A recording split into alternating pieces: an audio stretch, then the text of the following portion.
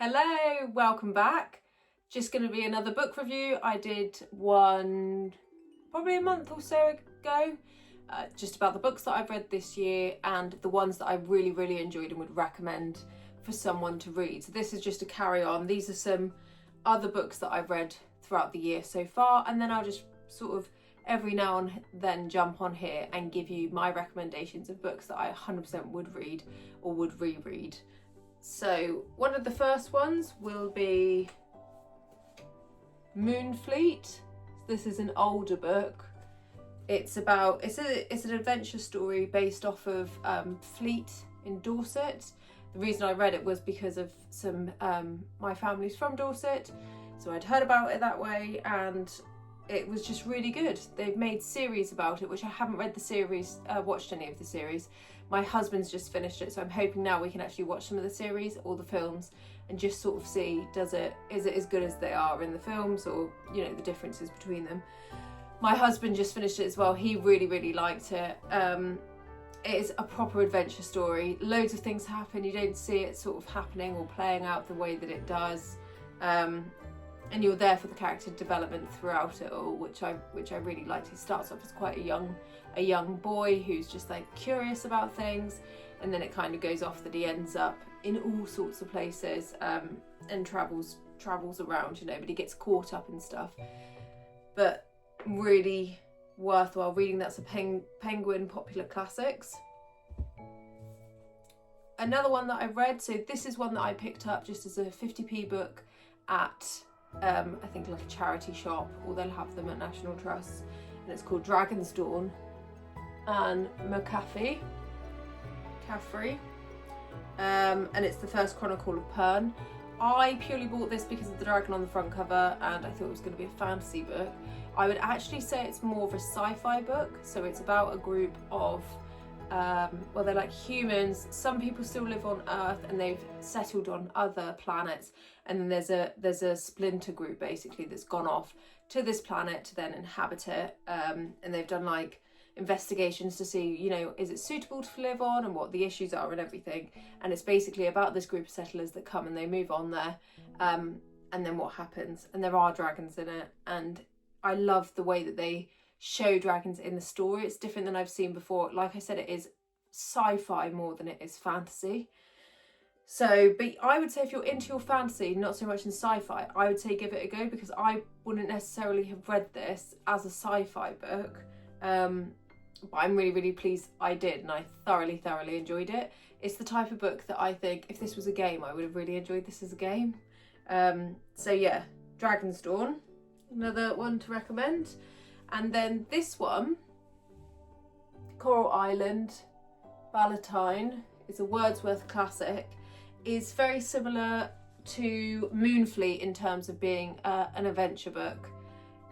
And it kind of follows, I think there's 3 boys, the younger boys, I think they're like 12 to 13 year olds. They go aboard a ship. They're not all together necessarily at the start, but they go aboard a ship, and then they end up on this whole adventure thing.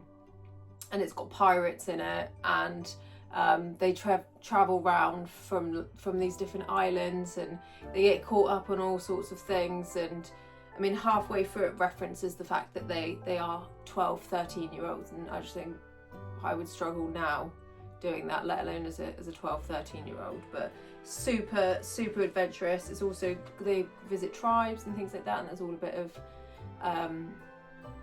tribe warfare, I guess. That's like part of the story. It's not really what the story's about, but just such a good story. It says the Coral Island, a tale of the Pacific Ocean, opens with the shipwreck on a specific Pacific island of the young friends Ralph Rover, Jack Martin, and Peter Gay. And then it goes on. But yeah, really recommend. I feel like they don't do, I don't know if it's just because I don't read them, they don't do adventure books like I would say the Coral Island and Moonfleet are like your classic adventure. It's the type of stories that I would imagine like a boy reading at like 10 years old, and just, you know, or girl getting their head just full of these thoughts of adventure and going out and like going aboard a ship. So yeah, it was just nice to read them, and it was funny to read 2 similar books. I was not similar, similar genre of books within a year when I haven't really read one before. And then this book I absolutely adored. It's called The Eyes of the Dragon, Stephen King. Now, I've read quite a few of the Stephen Kings, but this is the first one that I would say takes on a total different persona as an author. The way that he writes, you know, when they write and they've got like a certain tone, and the way that the book reads, I would say for this one reads totally different, and I love it. Yeah, the back, I'll read you a bit of the back. It says, "The king is dead, murdered by a strange and horrible poison. The land of Delane is in mourning, apart from the unscrupulous, greedy, plotting magician Flag." Love it. There's like elements of magic in there, that whole like court thing, who's going to be the king, medieval, like that. This is one of the books I will never not have a copy of this, because I think I could just read it and read it and read it and sort of just reread it just for comfort. Which maybe says a bit about me. Love a murder mystery. And then the book I'm reading at this moment is this one. It's a Wilbur Smith, Call of the Raven. I'm like 4th of the way through, maybe not even that, and loving it. So good. It's basically about the son of a man who owns what's called a slave plantation thing in America, and then his dad has basically been tricked out of it and ends up being killed, and then all of the slaves are now owned by, and the plantation is taken over by this man who worked for them. And then I guess now it's just getting into it. It's going to be how about he goes about getting his revenge. And I like him. The start of the story is a lot about how his dad, in his will, the whole idea was when his dad died, all of the slaves would be free, and how the, you know, slavery in itself isn't bad because, you know, the slaves are really well cared after. They're all given rooms, they're all given like food every day, and they're looked after, like their health and everything. They have doctors, whereas say at the time in England when you had like not the cotton factories, I can't think, like the workshops, I can't remember what exactly they're called, but we used to have them all in Britain, and it would basically be, they weren't slaves, but the working conditions were horrible, the pay was low, you wouldn't be allowed time off, it was very much you were stuck there forever, and the pay was so bad you wouldn't necessarily be able to afford food. And I know as well, so they do loads of clothes making and things like that, and it was really, really bad. All of the like lint would go in their lungs, and there was like no health and safety, and it was quite horrific. So the start premise of it is saying, you know, actually, is slavery that bad if you're looking after your slaves and they have 3 meals a day and they're given good living quarters, and you know they're cared for. And like his father in particular in the book tried to keep all of the family together, so if the slaves had kids, he wouldn't insist on who they have kids with, so they could actually marry for love, and then they could all stay as a family and things like that, which doesn't seem, staying in the story doesn't seem like that was common back then.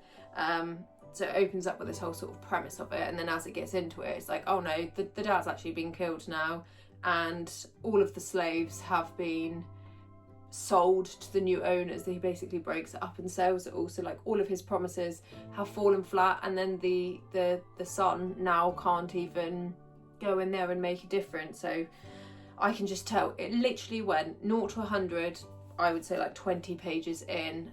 I'm totally here for the ride. If you haven't read any of the Wilbur Smiths, I would say one of my favourite ever books is, I think it's called Desert God, or is it River God? River God, I think, is the first one, and is just the best books ever. I think there's like Desert God, River God, Desert God, and there's like the Seventh Scroll. There's quite a few within and they're all Egyptian based, and they're just so good. It proper transports me whenever I read the book. I think his writing is just outstanding. I don't actually hear people rave about Wilbur Smith much, and I don't know how old this one actually is when he did it.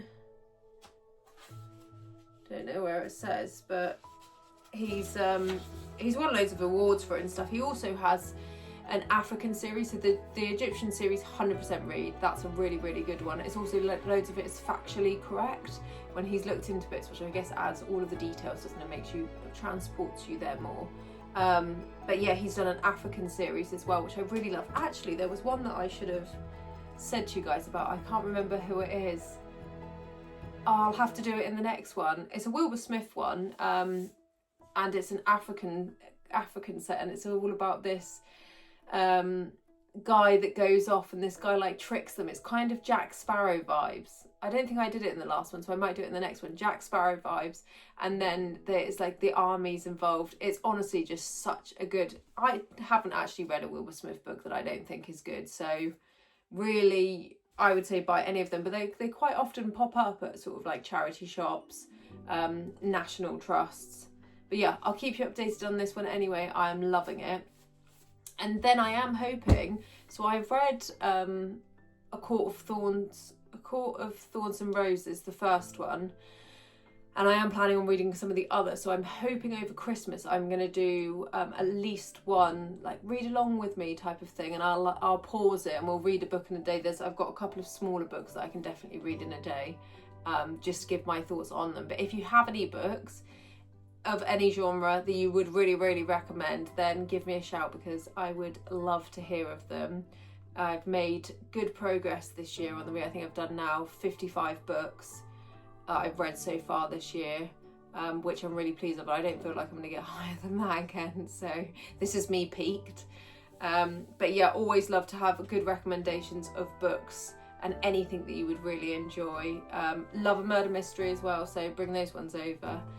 But I hope you enjoyed that. If you've read any of these, let me know what your thoughts were on them, because I love going online. Normally once I've read a book, I'll go online and just see what everyone's thoughts are, just see if I agree with it at all. So share yours down below, and I'll maybe do this again in a month or so. Thanks a lot. Bye.